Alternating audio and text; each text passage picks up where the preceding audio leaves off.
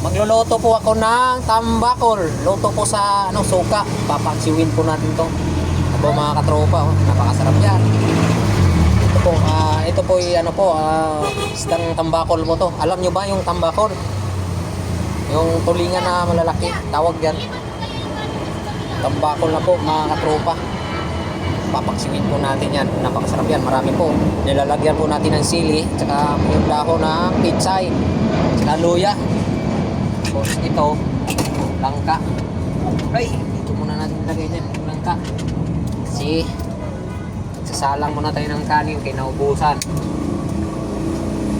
Ang hina dito. Tapos sasalang po natin yung tambakol na pinaksiw. Yun, sarap to. Mayroon tayong rito. Ito po, langka po. I-pressure ko po tong langka para mabilis po lumambot. Ayan o. Langka po. Hindi po ito labong ha. Ito po ay gulay na langka. I-pressure po natin para mabilis lumambot.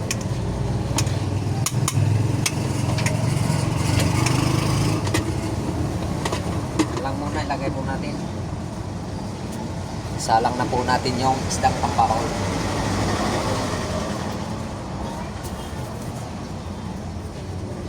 Sarap yan. Tapos tatakpan po muna natin mga katropa para mabilis siya lumambot pagkulo. Yun, sarap na yan. Mga katropa, marami na po tayong lutong ulam. Napakasarap yan. Iba-iba po yung putahe po mga katropa. Oh. Tapos yung luto nating tambakol doon sa kusina, muna natin, pinakuluan muna natin sa suka. Saka ito po, marami pa tayong ulam.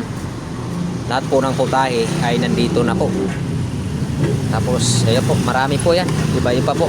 Ito po ay tinatawag na adobong atay balo-balonan ng manok. Napakasarap yan mga katropa. Adobong manok. Marami po yan. Iba-iba pong yan, putahe.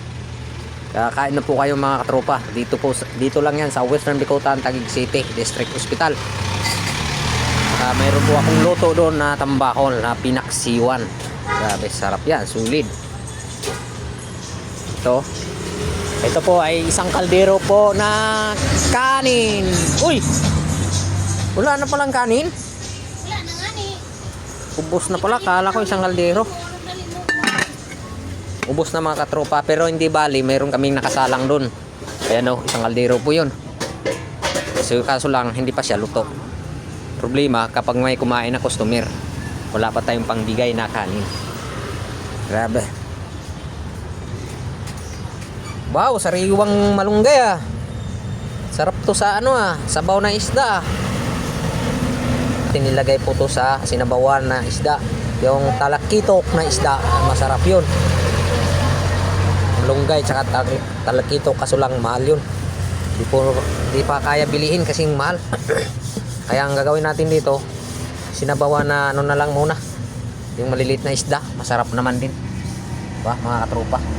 Uy, mayroon pa tayong natirang almusal, pansit. Yun o. Kunti na lang. Isang order na lang po ang pansit natin. Luto ko po to kanina.